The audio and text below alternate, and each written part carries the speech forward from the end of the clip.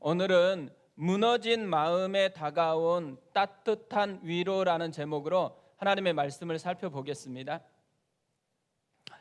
오늘은 한 사람을 소개하는 것으로 설교를 시작하려고 합니다. 사진을 보여주시면요, 피터 버클리라는 사람입니다. 아마 대부분 이 이름을 처음 들어본 것 같다는 생각을 할 겁니다. 이 사람을 상징하는 숫자가 있습니다. 300대 256입니다. 영국의 프로 권투 선수였습니다. 300은 그가 20년 동안 뛰었던 권투 경기 숫자입니다. 256은 뭘 것 같으세요? 승리였으면 유명했을 텐데 패배한 숫자입니다. 연속 88패라는 세계 기록을 남겼습니다. 2008년 마지막 300번째 경기를 했는데 승리를 했습니다. 그리고 은퇴를 했죠. 가장 세계에서 많이 진 권투 선수입니다. 그런데 전 세계 권투 팬들은 그를 응원을 했습니다. 그를 존경하기까지 했습니다. 왜 그를 응원하고 존경했을까요? 그는 수없이 졌고 또 수없이 넘어졌고, 하지만 그는 다시 일어났기 때문이라는 거죠. 분명 세계에서 가장 많이 진 권투 선수입니다. 그런데 사람들은 그를 진 사람으로 생각하지 않고 있습니다. 넘어져도 다시 일어서는 힘을 가진 선수로 기억하고 있다는 거죠. 잠언 24장 16절에서 이렇게 말씀합니다. 대저 의인은 7번 넘어질지라도 다시 일어나려니와 악인은 재장으로 말미암아 엎드러지느니라. 의인이 넘어지는 사람이라는 거예요. 안 넘어지는 게 아니래요. 그런데 다시 일어서는 사람이라는 거죠. 우리가 믿음을 자꾸 오해하는 경향이 참 많은 것 같습니다. 믿음을 가지면 넘어져야 하는데도 버틴다고 생각해요. 절대로 안 넘어질 것이라고, 우린 절대 안 망할 것이라고 그렇게 여기는데 믿음을 사용하는 경향이 있죠. 근데 믿음은 그런 때 쓰는 게 아닙니다. 믿음은 넘어지느냐 안 넘어지느냐에 초점을 둔 그런 말씀이 아니라는 거죠. 믿음은 다시 일어서는 그것에 포커스를 두고서 쓰는 말이라는 거죠. 믿음은 넘어져도 다시 일어서기를 반복해서 할 수 있는 힘을 제공하는 거라는 거죠. 그러니까 실력 있는 사람을 보면 사람들이 감탄해요. 와, 대단하다. 그런데 무너졌다가 다시 일어서는 사람을 보면 감동을 합니다. 우리도 또 올 한 해 걸어갈 때 어느 순간 넘어질 수 있습니다. 그런데 감동을 주는 사람이 됐으면 좋겠습니다. 다시 일어서는 힘이 우리에게 있다라는 것을 발견하고 누리는 사람이 됐으면 좋겠습니다. 오늘 말씀에도 그런 사람들이 나옵니다. 2절에 이렇게 되어 있습니다. 시몬 베드로와 디두모라 하는 도마와 갈릴리 가나 사람 나다나엘과 세베대의 아들들과 또 다른 제자 둘이 함께 있더니, 적어도 7명의 제자가 나오고 있습니다. 절반 이상의 제자들이죠. 그리고 이들은 대부분이 갈릴리 호수의 어부 출신들이었습니다. 어느 날 이들의 인생에 새로운 꿈이 생겼습니다. 예수님이 주신 꿈이었습니다. 사람을 낚는 어부가 되리라. 이 새로운 꿈을 꾸면서 3년 동안 예수님과 함께 새로운 인생을 맛보았습니다. 그런데 지금 이들이 어떻게 되었나? 사람을 낚는 어부가 아니고 다시 물고기를 잡는 업으로 돌아갔다라는 거죠. 3절에 이렇게 되어 있습니다. 시몬 베드로가 나는 물고기 잡으러 가노라 하니 그들이 우리도 함께 가겠다 하고 나아가서 배에 올랐으나 그날 밤에 아무것도 잡지 못하였더니, 그러니까 넘어졌다라는 거죠. 그들의 꿈이 사라져 버렸어요. 꿈이 흔들리고 있는 것입니다. 이들이 왜 넘어졌을까요? 기적을 경험하지 못해서, 체험을 하지 못해서 넘어졌을까요? 이들은 누구보다도 무수한 기적을 받고 또 누구보다도 생생한 체험들을 정말 많이 맛보았습니다. 아직 이들이 십자가는 경험했는데 부활을 경험하지 못해서 이렇게 넘어졌을까요? 그렇지도 않습니다. 이들은 이미 부활하신 예수님을 만났습니다. 한 번 만난 게 아니고 이미 2번이나 부활하신 예수님을 만났습니다. 생각을 해보세요. 우리가 오늘 이 시간에 부활하신 예수님을 여기에서 만나고 또 지난 한 주간 또 만났었다 그러면 우리 가슴이 어떻겠어요? 얼마나 가슴이 뛰겠어요? 잃어버렸던 꿈까지 다시 생각하고 그 꿈을 붙들고 다시 벌떡 일어날 것 같은데, 이들은 놀랍게도 부활하신 예수님을 한 번도 아니고 2번이나 만났어요. 만나고 난 후에 이들이 예수님이 주신 꿈까지도 잃어버리고 흔들리고 있다라는 거죠. 왜 이렇게 됐을까요? 마음이 무너졌기 때문에 그렇습니다. 기적은 그대로 경험했던 것이 남아 있는데 그들의 마음이 무너진 거예요.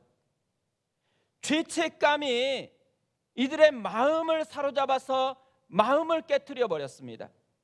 그래서 자책하고, 그래서 자기 연민에 빠져서 지금 이렇게 생활하고 있다라는 거죠. 제자들이 이렇게 자책할 수밖에 없었던 죄가 무엇이었을까요? 표면적으로 보면 베드로는 3번 예수님을 부인한 것입니다.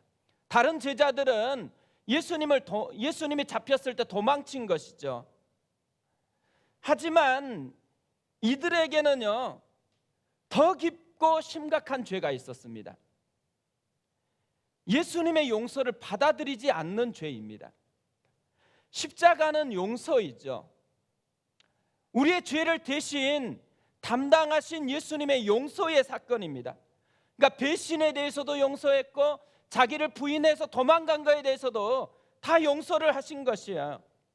그런데 예수님의 용서보다도 자기 자신이 저지른 이 죄에 더 마음을 빼앗기고 있는 거예요. 그 죄를 더 마음에 품고 있는 거라는 거죠. 용서를 받아들여야 하는데 자책감에 사로잡혀 있는 것입니다. 이것을 보면 우리가 배울 수 있는 게 있다고 생각합니다. 죄의 본질이 뭔지. 죄의 본질은 자기 중심성이라는 거죠. 그러니까 자기가 깨져야 한다라는 거예요. 겉으로 드러난 죄보다도 더 무서운 것은 깊이 뿌리 속에 있는 죄잖아요. 그 죄가 뭐냐면 자기 중심성이라는 거예요. 우리는 이 자기 중심성이 우리 삶에 굉장히 곳곳에서 작동하고 있다라는 생각을 하게 되어집니다. 뭐 좀 하자 그러면은 나는 부족해서 안 된다 그래요. 나는 또 더러워서 안 된다 그래요. 내가 한 주간 어떻게 살았는데. 우리가 지금 교회에서 디자인을 좀 섬기는 분을 찾고 있어요. 그리고 지금 한참 오래됐습니다. 자막하시는 분, 그리고 음향을 섬기실 분, 그리고 또 카메라를 섬기실 분들을 모집을 하고 있어요. 근데 이런 광고를 들으면 어떤 마음이 드세요? 하나님이 나를 향한 부르심이다. 가슴이 뛰게 막 그렇게 되면 얼마나 좋겠어요. 근데 분명히요, 나 같은 게 뭘, 나는 아직 부족하다, 나는 아직 그 정도 섬길 만한 그런 그릇이 안 된다, 추하다, 이런 생각을 갖게 되어 있죠. 뭘 의미하는 거예요? 내가 십자가 그 사랑보다도 강해졌다라는 거예요. 내가 공급하시는 하나님보다도 더 강해져 있다라는 것을 말하는 거죠. 자꾸만 하나님의 부르심보다 나를 더 중요하게 여기는 것, 이것이 죄의 본질이라는 거죠. 나는 아무것도 아닌데 자꾸 하나님보다도 나를 더 중요하게 생각하는 것이 문제라는 거예요. 어떻게 보면 겸손한 것 같지만 사실은 겸손을 가장한 교만이라는 거죠. 내 안에 작동하는 이 자기 중심성이 깨져야지만 하나님을 의지하게 되어 있다라는 것입니다. 결국 이 자책감에 이끌려서 바다로 갔던 제자들이 어떤 모습이 되어져요? 그날 밤에 아무것도 잡지 못했습니다. 사실 갈릴리 호수는 너무 뜨거워서, 낮에는 너무 뜨거워서 물고기들이 깊은 곳으로 숨어버린대요. 그래서 물고기를 많이 잡으려고 하면 낮에 가는 게 아니고 밤에 가서 물고기를 잡아야 된대요.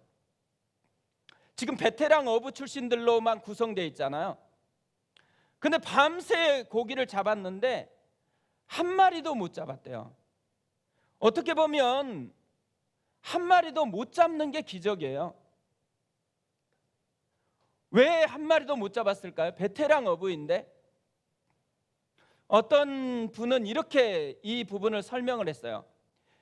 밤새 이들이 그물을 내릴 때마다 하나님께서 열심히 일을 하셨대요. 무슨 일을 열심히 했어요? 그물에 걸리지 않도록 물고기들을 빨리빨리 다른 곳으로 이동시켰다라는 거예요. 왼쪽으로 그물 내리면 오른쪽으로 물고기 이동시키고, 오른쪽에 그물 내리면 왼쪽으로 이동시켰다라는 거죠. 그래서 한 마리도 잡지 못했다라고 그렇게 이야기를 합니다. 왜 하나님께서 한 마리도 잡히지 못하도록 그렇게 열심히 일을 하셨을까요? 심령이 가난해야지만 하나님을 의지할 수 있기 때문에 그렇다라는 거죠. 우리의 자기 중심성이 깨져야지만 비로소 하나님을 붙잡기 때문이라는 거예요. 아무것도 잡지 못한 것이 우리가 보기에는 망한 것 같아요. 우리가 보기에는 실패한 것 같아요. 그런데요, 이 망한 것이 그들에게 큰 하나님의 축복이 되어진다라는 거죠. 망해 보이는 이것에서부터 다시 일어서게 하시는 하나님의 은혜가 시작이 되어집니다. 그러니까 세상은 성공하면 찾아와요. 망하면 어때요? 가까이 있던 친구도 다 떠납니다. 근데 예수님은 굉장히 달라요. 아무것도 잡지 못했었던 그때에 찾아오세요. 철저하게 실패했는데, 나는 아무것도 아니라고 생각하는 이 깨진 마음인데 그때 예수님이 찾아오세요. 또 4절에는 이렇게 되어 있습니다. 날이 새어갈 때에 예수께서 바닷가에 서셨으나 제자들이 예수이신 줄 알지 못하는지라 알아주지도 않는데, 자신이 누구인지 알아주지도 않는데 찾아오세요. 왜요? 넘어진 제자들을 다시 일으켜 세워주기 위해서라는 거죠. 저는 오늘 말씀을 묵상하면서 진짜 먼저 감사했던 게 이 모습이에요. 실패하여도, 알아주지 않아도 주님은 찾아오신다라는 거. 이게 얼마나 위로가 되었는지 모릅니다. 그러면서 오늘 말씀에서요, 예수님이 어떻게 제자들을 다시 이렇게 세워주는지 이 초점을 가지고 묵상을 했거든요. 그러면서 발견한 것이 있어요. 다시 예수님께서 제자들을 이렇게 세워주시는 힘이 되어지는 게 있더라고요. 첫 번째가 말씀의 능력을 다시 깨닫게 해주시는 것입니다. 예수님은 이들의 잘못을 책망하거나 비난하면서 나오지 않더라고요. 오히려 이들이 약해질 대로 약해진 것을 배려하면서 등장해요. 얘들아, 새로운 표현으로 부르잖아요. 파이디온이라는 선교단체가 있거든요. 이 아이들, 제자들의 모습이 아이들과 같다라는 거예요. 그러면서 특별한 요청을 한 가지 하십니다. 5절 6절 말씀입니다. 우리 같이 한번 읽어보겠습니다. 5절 6절. 예수께서 이르시되 얘들아 너희에게 고기가 있느냐 대답하되 없나이다.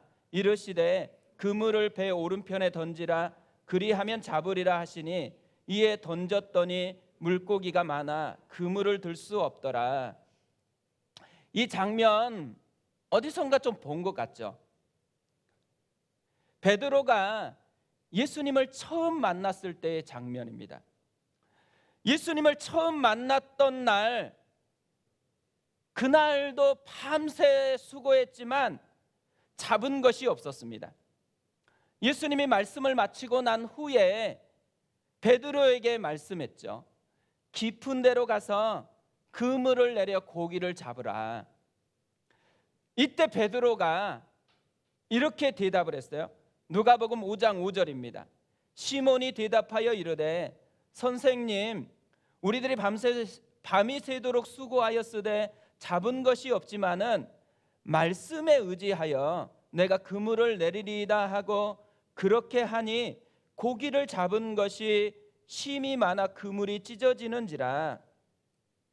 말씀대로 했더니만, 말씀대로 순종했더니만 기적이 일어났어요.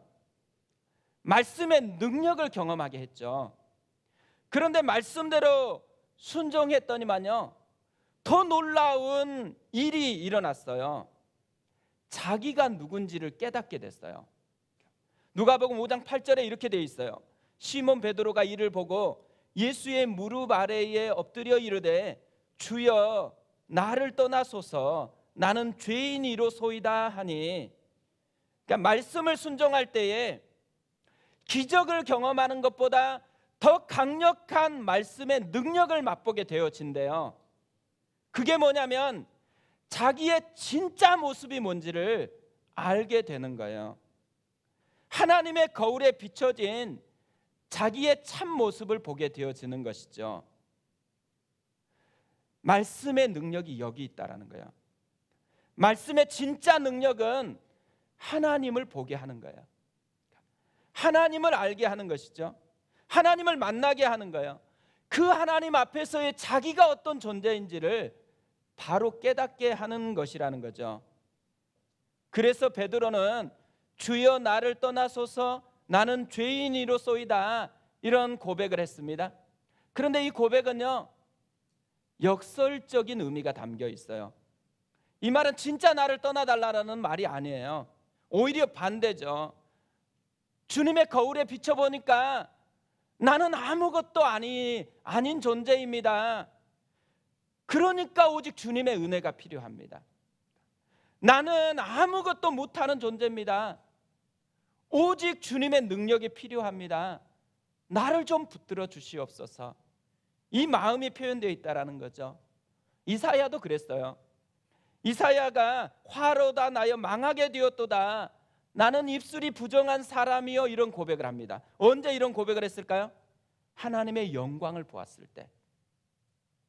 하나님의 영광을 보기 전까지는 이사야는 상대적이었어요. 남과 비교했을 때 자기는 좀 괜찮았어요. 기도도 하고 그 신앙생활 잘하고 있었으니까. 그런데 하나님의 영광을 보는 그 순간 무너졌어요. 자기는 하나님 앞에 비춰보니까 엄청난 죄인이라는 것을 깨달았어요. 하나님 없이는, 십자가에 긍휼이 없으면 하나님 앞에 설 수 없는 존재라는 것을 깨달았어요. 그래서 어떻게 해요? 주님의 십자가를 붙잡는 그 은혜로 나아가고 있다라는 것이죠. 제자들이 지금 그 은혜를 다시 경험하고 있다라는 것입니다. 말씀에 순종했더니만 비로소 하나님을 알게 되어졌다라는 것이죠. 7절에 이렇게 이야기를 합니다. 예수께서 사랑하시는 그 제자가 베드로에게 이르되 주님이시라 하니 시몬 베드로가 벗고 있다가 주님이라 하는 말을 듣고 겉옷을 두른 후에 바다로 뛰어내리더라. 말씀을 통해서요, 말씀의 순종을 통해서 예수님을 알게 되었다라는 거예요. 진짜 예수님이 오셨구나, 이것을 발견하게 되었다라는 거죠. 말씀을 순종할 때 두 가지 능력이 나타나는 거예요. 말씀을 순종하면 기적을 맛봅니다. 내 삶의 기적을 맛보아요. 말씀을 순종하면 그것보다 더 큰 은혜를 맛보아요. 하나님을 알게 되어집니다. 하나님의 거울에 비춰진 자기를 알게 되어지고, 그로 말미암아 진짜 하나님의 은혜를 붙잡는 사람이 되어진다라는 것이죠. 우리가 이 말씀의 능력을 우리 삶에서 경험했으면 좋겠습니다. 교회에서 진짜 경험해야 되는 것은 말씀의 능력이에요. 그래서 우리 교회에서도 이 말씀의 능력을 경험하기를 원하니까 말씀을 접할 수 있도록 다양하게 지금 기회를 주고 있습니다. 90일 성경 통독을 하고 있고, 또 매달마다 한 권 택해서 좀 반복해서 읽으면서 하나님을 만나라고 온 바이블을 하고 있습니다. 그것만 아니죠. 매일 성경으로 지금 매일매일 하나님을 좀 만나고 함께하라고 큐티를 매일 성경으로 하자고 하고 있죠. 그것으로도 또 안 되니까 미러클 모닝, 한 구절, 혹시라도 이거 다 못했으면 한 구절이라도 좀 붙들고 주님과 함께 살아가라고 한 구절 성경 읽기를 지금 하고 있습니다. 왜 이렇게 다양하게 접근해야 돼요?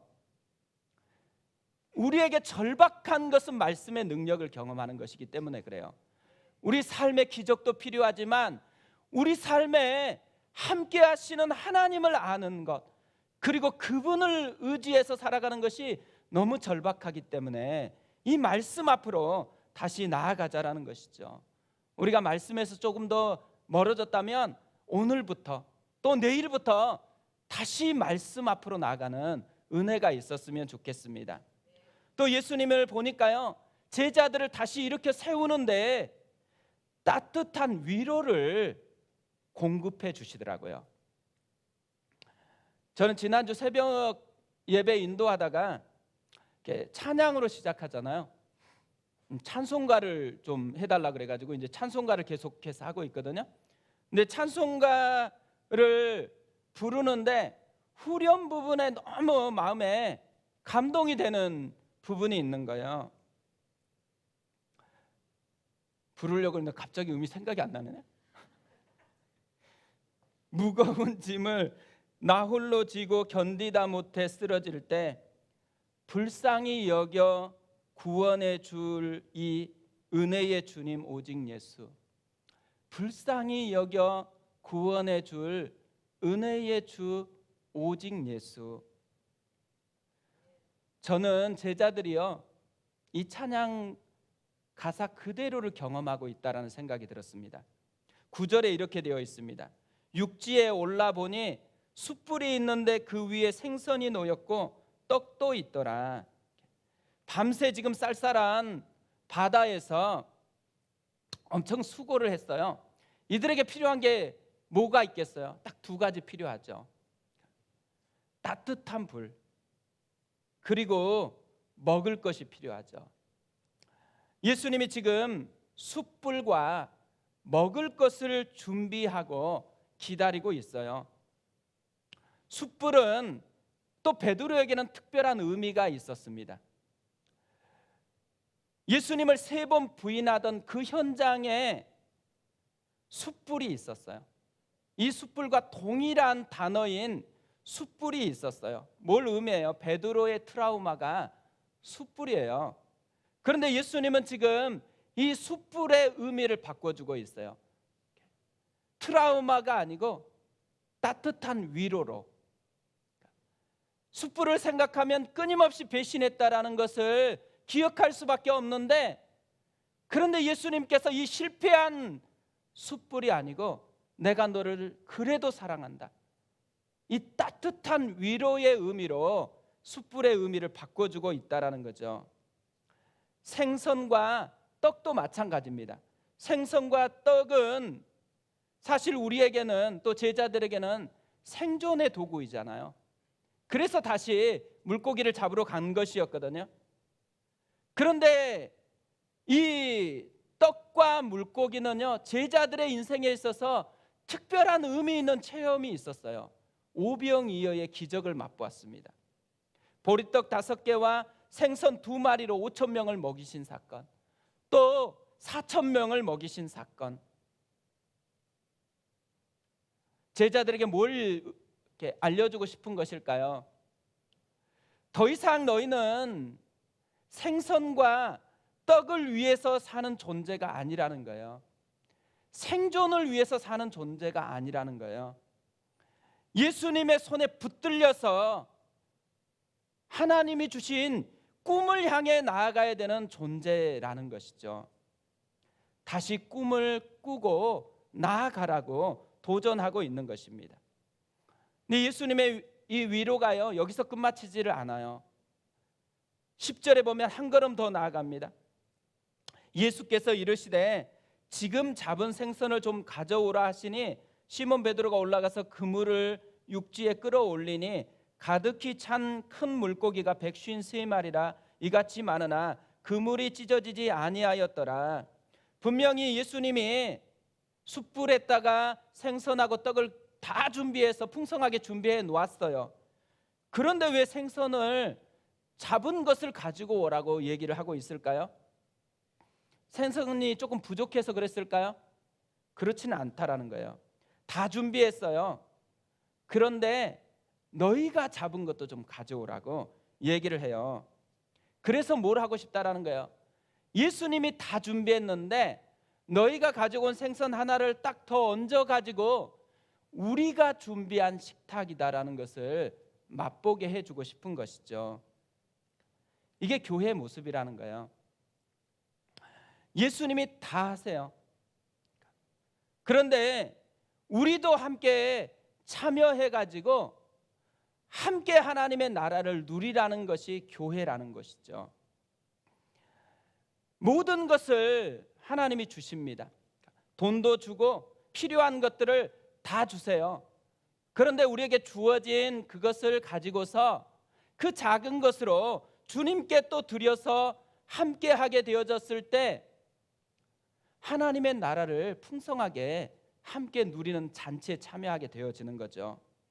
건강도 다 주시고 필요한 걸 다 주십니다. 그러면 그것을 통해서 하나님 앞에 나아갈 때에 하나님과 동역하는 기쁨을 맛보는 것, 이것이 주님이 우리에게 주고자 하는 따뜻한 위로라는 것이죠.